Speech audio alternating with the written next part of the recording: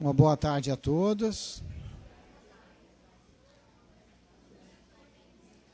Nós gostaríamos só de dar algumas informações, tá? O grupo de gestantes hoje vai ficar aqui no salão e vai assistir a palestra que a Priscila vai fazer hoje, Vivendo no Paraíso, tá? O grupo da família vai ir depois com a Margarete e vão voltar para aquela salinha ali onde tinha à esquerda, ali depois do jardim, tá? Não vai ser no salão todo mundo junto, o grupo, como foi na outra semana, certo? As crianças maiores vão ser aqui na sala 1, as outras vão ir lá para a salinha, para a casinha de evangelização lá na frente. Aguarde que as professoras ainda não terminaram a reunião, tá? Os jovens também vão seguir depois a Karina e a Rutiele, as evangelizadoras.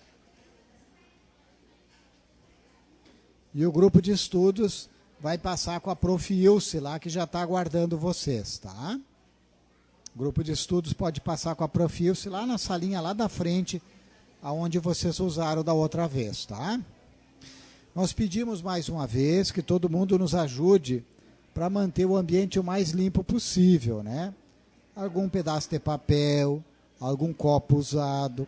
Depois, quando é servido o lanche, as frutas, que a gente procure levar até onde estão as lixeiras para depositar lá facilita. Da mesma forma também, nós solicitamos que nos auxiliem para que os banheiros, lembrando, sejam mantidos em boas condições. Lembramos que quando a gente usa o banheiro, depois uma outra pessoa vai usar. Se a gente encontra o banheiro em condições, deve deixar em condições, não esquecendo a descarga, colocar o papel no lixo, como sempre a gente faz, combinado? Isso nos ajuda bastante daí, tá? Certo? Depois à noite nós temos atividade aqui, fica bastante trabalho para as gurias fazerem a higiene, a limpeza. Nós temos o grupo da dependência química à noite, que é um grupo grande, que ocupa toda a casa, e a gente precisa estar em boas condições. A gente conta com o auxílio de todos. Lembramos mais uma vez que as profs continuam fazendo o reforço escolar, tá? Nós ainda temos poucas crianças no reforço para tirar as dúvidas para os temas, tá? Sempre na sala 3, a partir da 1h15, 1h20, a prof já está aí, tá? Lembrando que nós podemos auxiliar em inglês, português e matemática, tá bom? Agora as crianças lá da salinha da frente já podem passar. A Rosane e o pessoal estão passando lá, certo?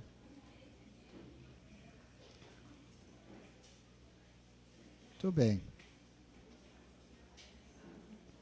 Isso, o grupo da família pode passar então ali. Podem passar depois do jardim ali na sala à esquerda.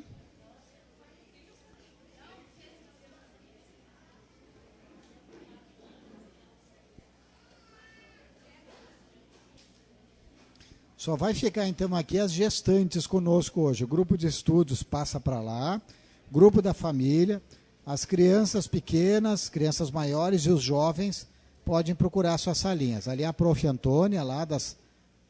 Isso. O pessoal já se organizou, tá? Juventude lá na sala 3, tá?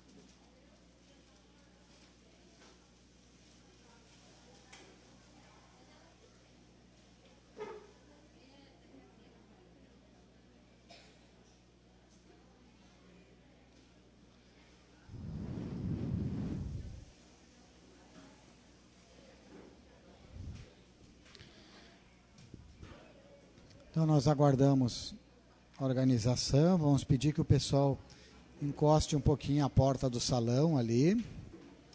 E nós vamos nos preparar então para o início da nossa atividade, tá?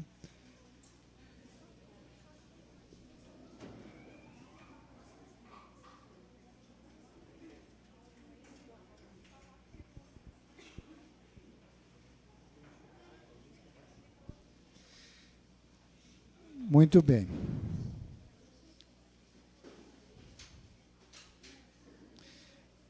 Nós estamos, então, nos organizando para iniciar. Lembramos, pessoal, que as evangelizadoras, eles preparam material específico, adequado, para trabalhar com as crianças pequenas, as crianças maiores, o jovem, o grupo da família, todo é um trabalho específico e interessante.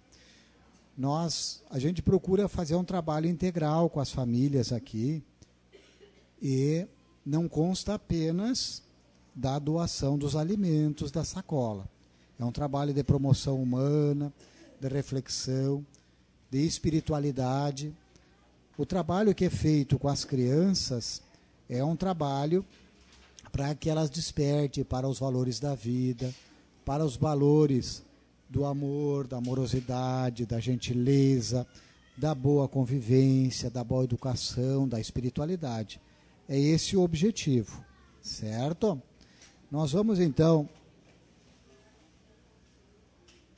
iniciar agora a nossa atividade, lembrando, então, assim, que, eventualmente, alguma criança que ficou no salão, ela tem que ficar em silêncio com a mãe, tá? Porque nós vamos escutar a palestra agora, tá bom? Nós vamos, então, fazer uma prece. Podemos? Quando a gente faz uma prece, a gente tem por objetivo agradecer, a gente pode louvar ou a gente pode pedir. Então vamos fazer conjuntamente isso. Amigo e Mestre Jesus, nós queremos te agradecer por este dia, pela oportunidade de estarmos aqui reunidos para receber ajuda, para ajudar, para compartilhar, para aprender, para contribuir de alguma forma. Rogamos, Mestre amado, que tu envolva a todos nós com as tuas bênçãos de amor, de paz e de harmonia, permitindo que todos nós possamos nos sentir melhores, fortalecidos fisicamente, equilibrados emocionalmente, e que tu estejas conosco, Mestre Jesus, a nos inspirar, a nos intuir, a nos auxiliar no esforço que fazemos para vencer as nossas más inclinações e para enfrentar com resignação, com coragem, com força, as atividades do dia a dia. Que a tua luz também se faça presente para os nossos irmãos que estão em casa, para aqueles que estão trabalhando, para aqueles que estão estudando. Alguém que porventura esteja num hospital, num ambulatório, num pronto-socorro, alguém que esteja junto ao albergue, a algum presídio, até mesmo aqueles que nós não sabemos o paradeiro nesse instante, nós gostaríamos que tu encarregasses, Senhor, de levar a nossa vibração de amor, de paz e de força. Então nós damos por início as atividades nesse instante e passamos agora para a Priscila, que vai desenvolver a palestra. Uma boa tarde a todos, que possamos bem aproveitar esses momentos, refletindo sobre tudo aquilo que aqui falamos, para que possamos lá fora, com base nesse conhecimento, tentar colocar em prática e nos tornar uma pessoa melhor. Então, muitos de nós, em algum momento da nossa vida, né, tínhamos muito claro um pensamento. Nós queríamos ir para o paraíso, ir para o céu, desfrutar, então, todas as benesses que a gente ouvia falar que existia no paraíso, no céu. Lá seria a morada dos eleitos, daqueles privilegiados, e nós nos considerávamos parte desses privilegiados. Lá a gente então poderia contemplar Deus face a face, olhando, pedindo e convivendo com esses espíritos superiores. Hoje, com base no conhecimento que a doutrina espírita nos dá, nós sabemos que isso não é bem assim.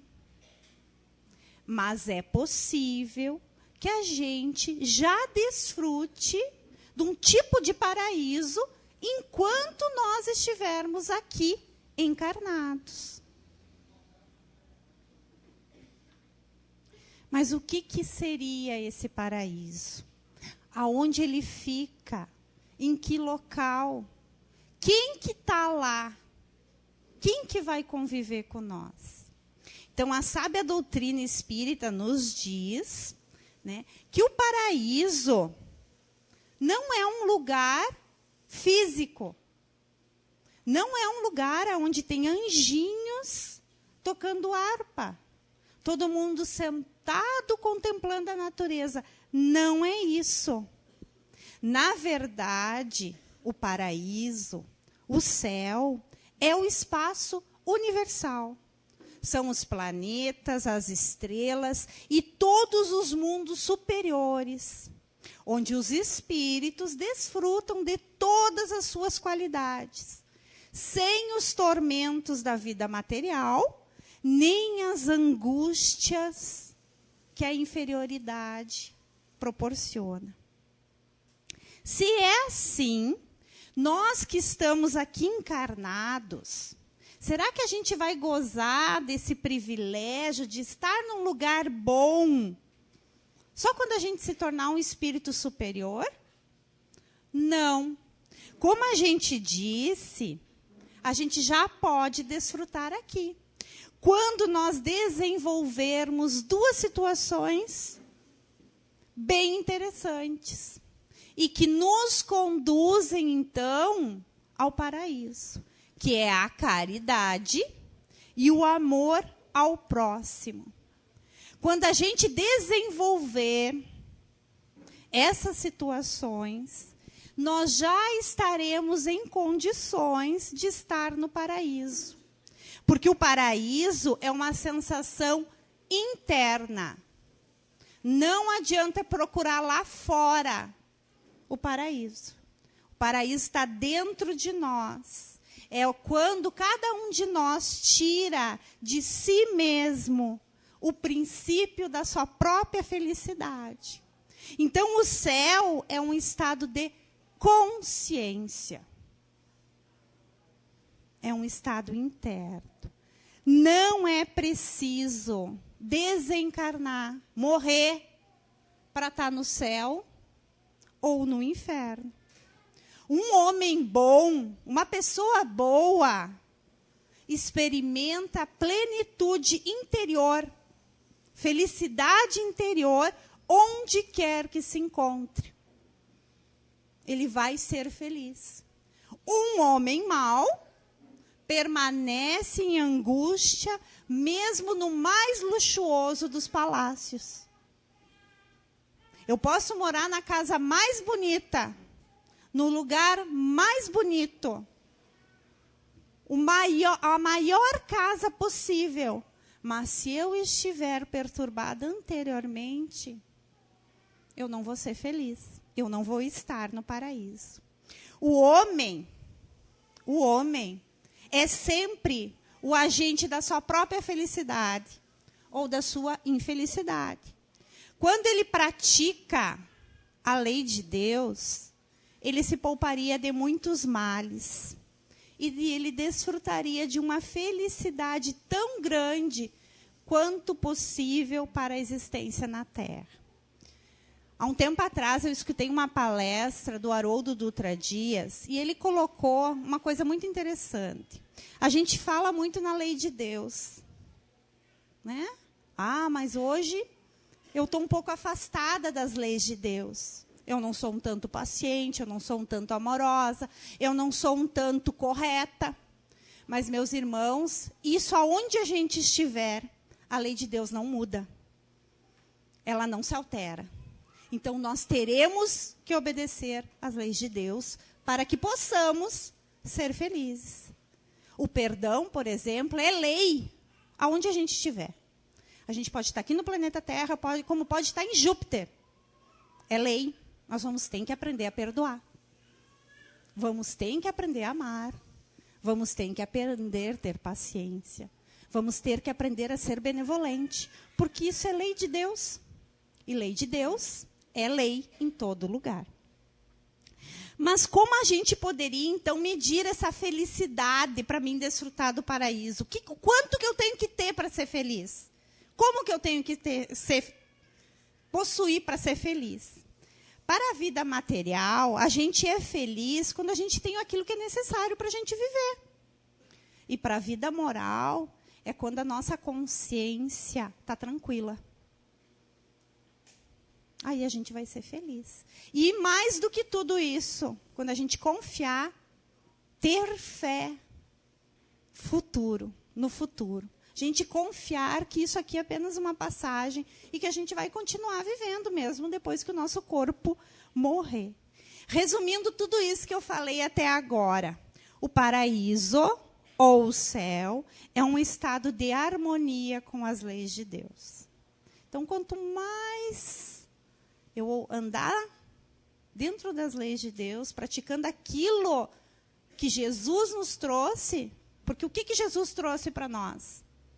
O exemplo das leis de Deus. Não é? Jesus não veio aqui viver e nos ensinar como ser. Então, ele veio e nos mostrou como fazer. Quanto mais dentro daquilo que ele ensinou nós estivermos, mais no paraíso nós vamos estar. Chico Xavier, ele vivia num paraíso. Mesmo vivendo num lugar humilde, sem muitos recursos. Francisco de Assis, ele vivia num paraíso. Mesmo nesse mundo tumultuado, onde ele não era entendido. Tantos outros exemplos que a gente tem. Divaldo vive no paraíso, porque ele tenta colocar em prática os ensinamentos de Jesus. E nós também trouxemos um exemplo bem interessante do que é viver no paraíso. E esse exemplo quem nos traz é Richard Simonetti. Ele conta a história de um garoto que quase morreu afogado na piscina da sua casa. Ele foi salvo pelo filho do jardineiro. E o dono da casa, o pai desse garoto, queria recompensar, então, o menino que havia salvo a vida do seu filho. O jardineiro disse que não precisava, que o menino não tinha feito mais do que a obrigação dele. Mas, de tanto que o patrão insistiu, o jardineiro disse que o maior sonho do seu filho era ser médico. E, imediatamente, então, o patrão, como tinha uma condição financeira muito boa, tomou todas as providências possíveis para que o menino, então, se formasse. O filho do jardineiro se formasse médico. Esse garoto que salvou a vida, o filho do jardineiro, era Alexandre Fleming. Sabem quem foi Alexandre Fleming? Ele é o pai, ele é o descobridor da penicilina. Esse remédio, ele revolucionou quando ele foi descoberto.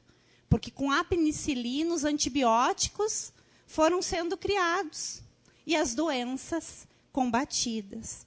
Então, o agitar das asas de gratidão, que aquele pai insistiu tanto em agradecer aquele menino que tinha salvado a vida do seu filho. Então, o agitar das asas de gratidão favoreceu a bênção dos antibióticos, que tem salvado milhares de vidas. E se o patrão não tivesse sido grato? E se o pai não tivesse sido humilde o suficiente para aceitar a ajuda do patrão? Porque tem gente que não aceita a ajuda dos outros. Será que essa história teria terminado assim? Mas ela não termina aí. O menino salvo, sabem quem era o menino que foi salvo? Era Winston Churchill, que ele era um político conservador e estadista britânico. Ele foi famoso principalmente por sua atuação como primeiro-ministro do Reino Unido durante a Segunda Guerra Mundial.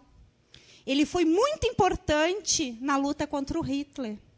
Então, a Inglaterra ficou muito preocupada quando Churchill ficou gravemente doente. Ele adquiriu uma pneumonia. Quem que atendeu ele de novo? Fleming, que o curou com a aplicação da penicilina.